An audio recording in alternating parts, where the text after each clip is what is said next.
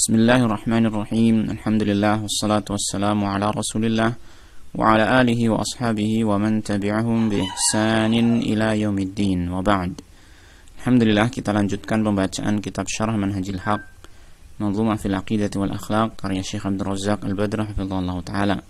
Dan ini adalah pertemuan yang ke-53, yang pada pertemuan ini insyaallah kita akan membaca bait syair ke-52 dan 53 insyaallah taala. Taib. Pada halaman 74 Syekh Abdurrahman Sa'di rahimahullah taala, ini bait syairnya disampaikan di sini pada halaman 74.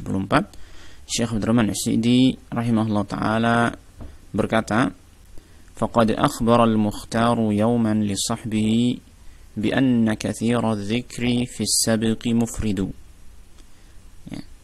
Faqad akhbara al-mukhtaru, al-mukhtar seseorang yang terpilih. Ya, yang dimaksud di sini adalah Nabi Muhammad sallallahu alaihi wasallam, an-nabiyul mukhtar, nabi yang terpilih. Ya.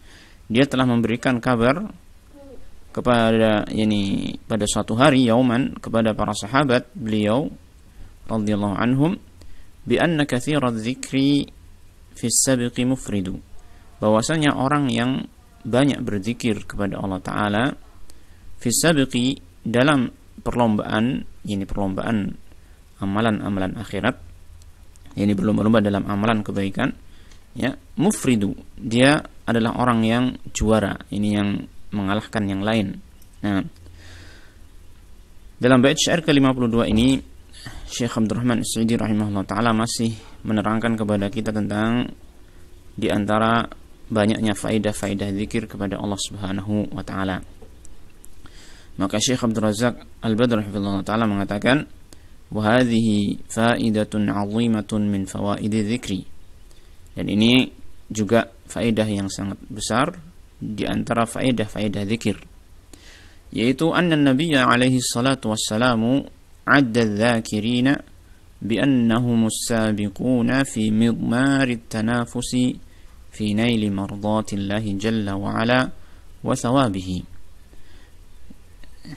yaitu bahwasanya Nabi sallallahu alaihi wasallam telah adda dzakirina, menganggap orang yang berzikir, menghitung orang yang berzikir, orang-orang yang berzikir, bi annahum, bahwasanya mereka adalah as-sabiquna, orang-orang yang juara, yang menang, fi midmari tanafusi, di arena perlombaan, di arena persaingan, kompetisi, fi naili mardatillahi, dalam mendapatkan keridhaan Allah Jalla wa Ala, wa thawabihi, dan pahalanya. Ini kita ketahui Allah Ta'ala berfirman, fastabiqul khairat, berlomba-lombalah kalian dalam kebaikan. Maka orang-orang yang beriman, yang mereka memiliki keimanan kepada Allah Ta'ala, mereka dengan amal ibadah mereka sedang berlomba-lomba kepada berlomba-lomba dalam melaksanakan amal kebaikan, berlomba-lomba di dalam mendapatkan keridhaan dan pahala Allah Subhanahu wa taala. Dan ternyata dikatakan oleh Rasulullah SAW, sebagaimana nanti akan disebutkan hadisnya, bahwasanya yang menjadi juara dalam perlombaan ini adalah orang-orang yang banyak berzikir kepada Allah Subhanahu wa taala. Baik. فإن العاملين لنيل ثواب الله عز وجل وأجره سبحانه وتعالى مثلهم كمثل أناس في مضمار وفي سباق في ذلك المضمار.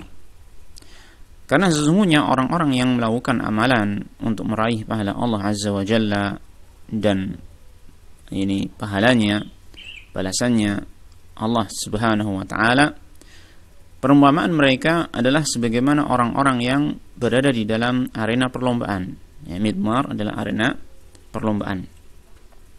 Wa fi sibaqin fi dzalikal midmar, dan mereka berada di dalam perlombaan di arena tersebut.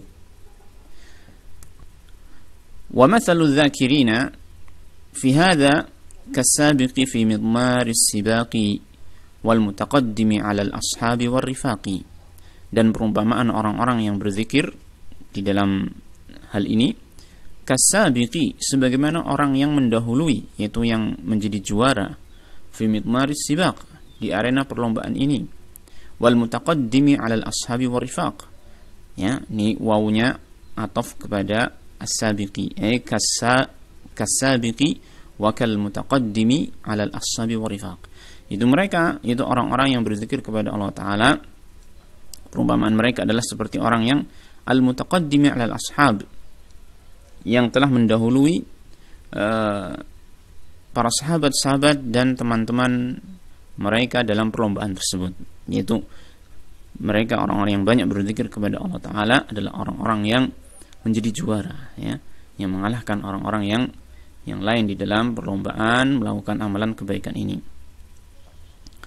Qala Ibnu Al-Qayyim rahimahullah, Imam Ibnu Al-Qayyim rahimahullah berkata, "Ummalul akhirati kulluhum fi midmari sibaqin wadh-dhakirunahum asbaquhum fi dhalikal midmar." Kata Imam Ibnu Qayyim rahimahullah ta'ala, bahwasanya orang-orang yang banyak melakukan amalan-amalan akhirat, semua mereka itu berada di dalam arena perlombaan, ya. Wadh-dhakiruna, dan orang-orang yang berzikir kepada Allah Ta'ala, hum asbaquhum, mereka lah yang mendahului yang lain, fi dhalikal midmar, di dalam arena perlombaan tersebut.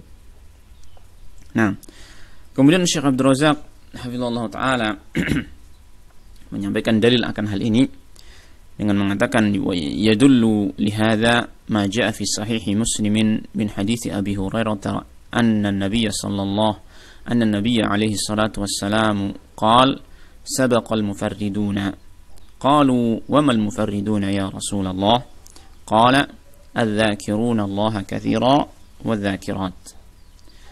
Ya. Menunjukkan kepada hal ini apa yang datang di Sahih Muslim, yaitu hadis yang datang di Sahih Muslim menjadi dalil akan hal ini, bahwasanya orang-orang yang berzikir kepada Allah Ta'ala, yang mereka memperbanyak zikir kepada Allah Ta'ala, mereka itulah orang-orang yang menjadi juara di dalam arena perlombaan amalan-amalan kebaikan ini. Min hadis Abi Hurairah, dari hadisnya Abu Hurairah radhiyallahu anhu, anna Nabi alaihi salatu wassalam, bahwasanya Nabi alaihi salatu wassalam qala, bersabda, sabaqal mufarridun. Al-mufarriduna telah mendahului. Al-mufarridun, ya, disebutkan oleh Imam Nawawi rahimahullah taala, ya, kalimat al-mufarridun yang dalam sebagian riwayat perawi lain dengan bacaan al-mufridun, tetapi yang disebutkan ditetapkan dalam Sahih Muslim ini al-mufarridun, ya, al-mufarridun atau al-mufridun, ya, itu pada asal maknanya sebagaimana yang diterangkan oleh Imam Nawawi rahimahullah taala, yang menukil dari Ibnu Qutaibah dan yang lain, bahwasanya aslul mufarridina alladzina halaka aqranuhum wanfaradu anhum. Pada asal kata makna al-mufarridin adalah orang-orang yang akron mereka, ini teman-teman mereka atau saingan mereka itu telah kalah, telah binasa, telah kalah, ya. Wanfaradu anhum, sehingga mereka itu menjadi orang-orang yang menyendiri, yaitu tidak ada lagi teman-teman yang lain. Artinya dia adalah orang-orang yang istimewa, ya, yang mengalahkan yang lain. Ini pada asal maknanya. Dan di sini dimaksud adalah bahwasanya orang-orang ini menjadi orang-orang yang menjadi juara, ya. Lalu para sahabat mengatakan, wa mal mufarriduna, apa yang dimaksud dengan mufarridun ya Rasulullah? Apa yang dimaksud dengan mufarridun yang mereka telah menjadi juara ini? Qal, maka Rasulullah SAW mengatakan, adz-dzakiruna Allah katsira wadz-dzakiratu. Mereka adalah orang-orang yang berzikir kepada Allah Azza wa Jalla katsiran, dengan zikir yang banyak, wadz-dzakirat, itu laki-laki yang banyak berzikir kepada Allah Ta'ala, dan para wanita yang banyak berzikir kepada Allah Azza wa Jalla. Nah, sehingga di sini kita lihat sebuah faedah yang sangat besar, bahwasanya zikir kepada Allah Ta'ala itu akan menjadikan seseorang itu terdepan di dalam amalan-amalan akhiratnya. Menjadikan dia terdepan, ya, mengalahkan yang lain di dalam amalan-amalan akhirat. Dan semakin banyak seseorang itu berzikir kepada Allah Ta'ala, berarti dia semakin cepat ini melaju di depan yang lainnya. Nah, baik. Dan pada bait syair yang ke-53,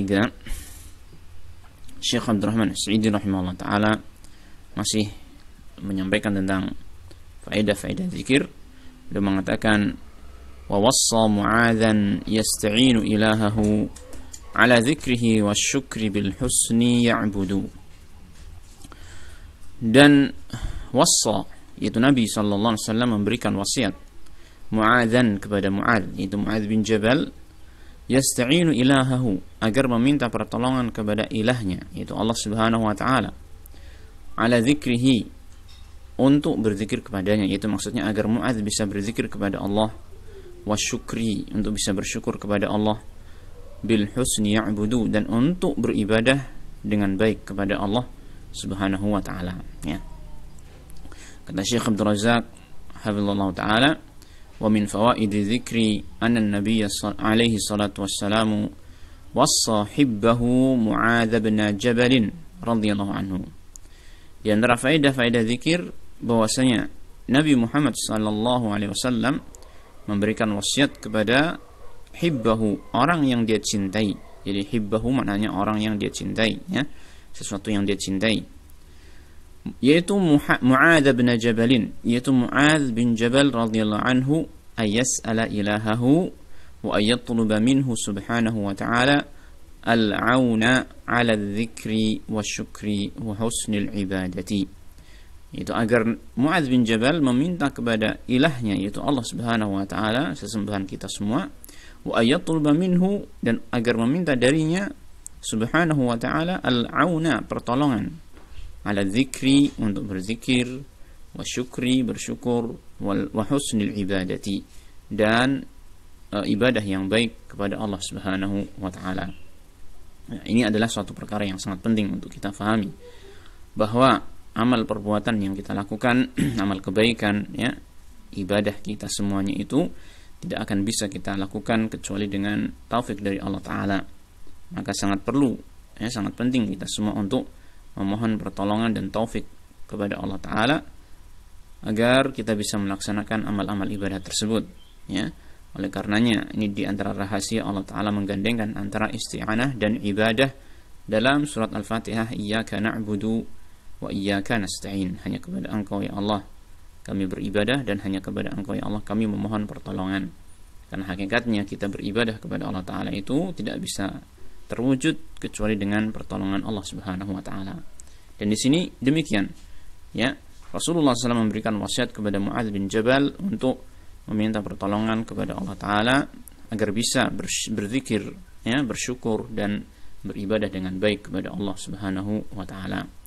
Wa hadza a'dhamul matalibi wa ajalluha ayanala al-'abdu al-'auna ala dzikri wa syukri wa husnil ibadati.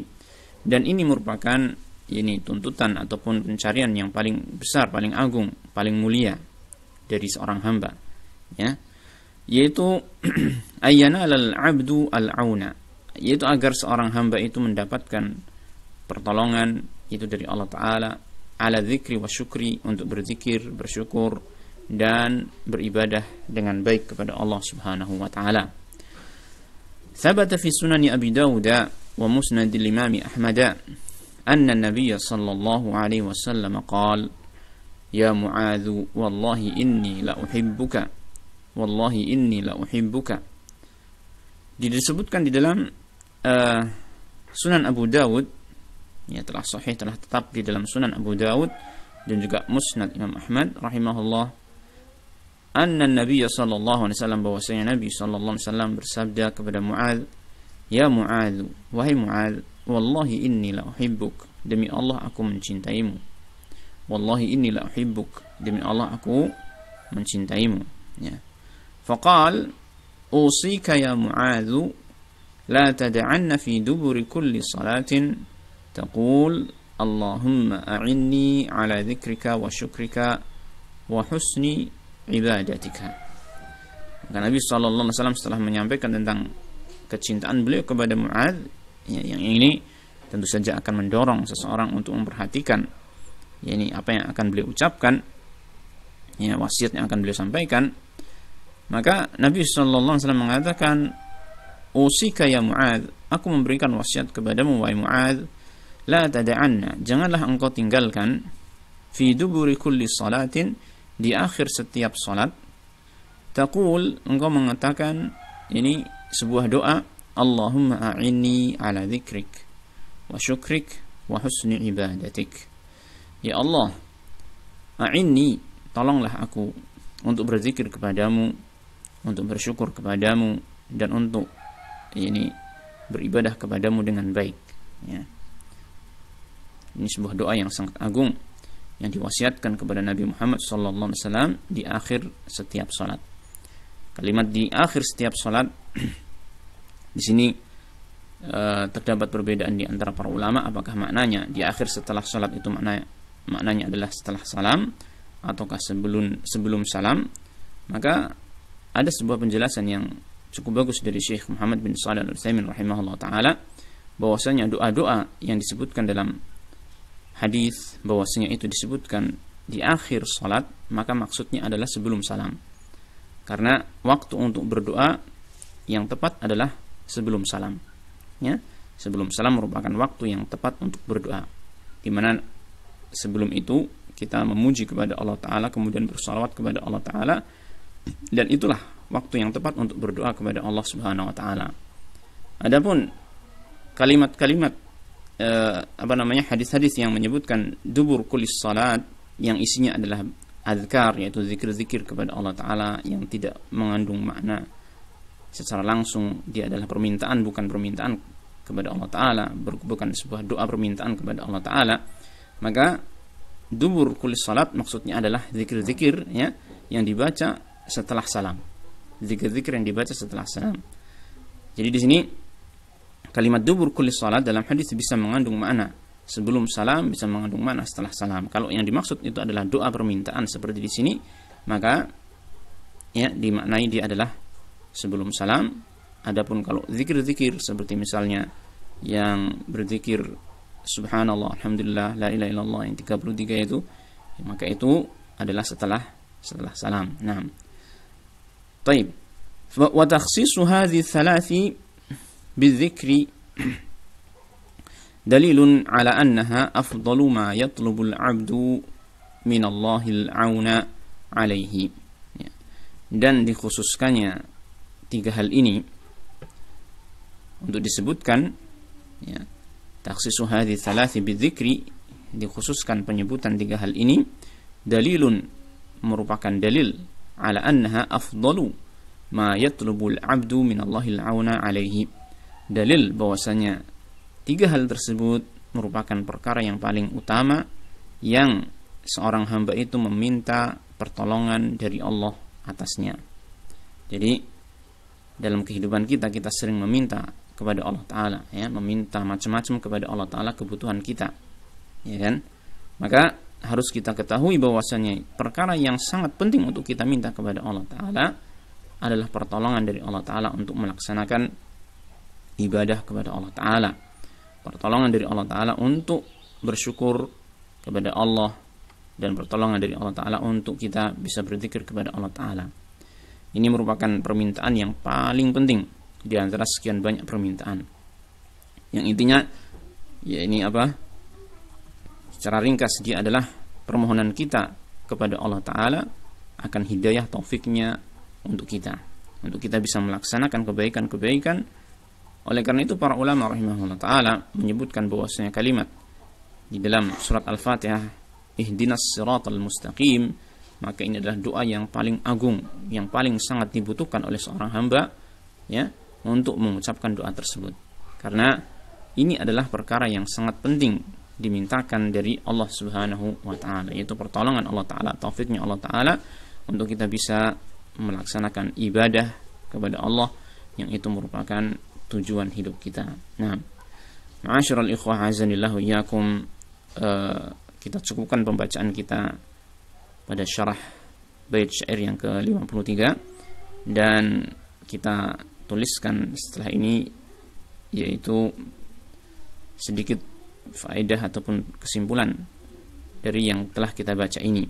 Nah, yang pertama adalah banyak berzikir kepada Allah menjadikan seseorang terdepan dalam amalan akhirat, sebagaimana tadi disebutkan dalam hadisnya sabaqal mufarridun, ya, orang-orang yang mufarridun telah mendahului telah menjadi juara. Yang dimaksud adalah orang-orang yang banyak berzikir kepada Allah Ta'ala, baik dari itu laki-laki ataupun para wanita. Nah, kemudian yang kedua, pentingnya memohon pertolongan kepada Allah untuk bisa melakukan berbagai amal kebaikan, ya, untuk bisa melakukan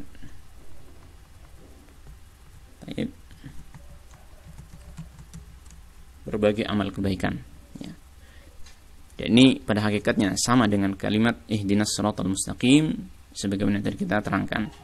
Kemudian yang ketiga, perkara yang paling penting untuk kita minta dari Allah Ta'ala, yang paling penting untuk dimintakan pertolongan Allah Ta'ala atasnya adalah berzikir, bersyukur, dan beribadah dengan bagus kepada Allah Subhanahu wa Ta'ala. Ini adalah 3 poin penting yang kita dapatkan dalam pembacaan kitab ini pada pertemuan yang ke-53 ini. Semoga bermanfaat. Semoga Allah Ta'ala memberikan taufik kepada kita untuk melakukan amal saleh dan istiqamah di atasnya. Amin ya rabbal alamin. Wassallallahu wasallam ala nabiyyina Muhammadin wa ala alihi wa sahbihi ajma'in. Walhamdulillahi rabbil alamin.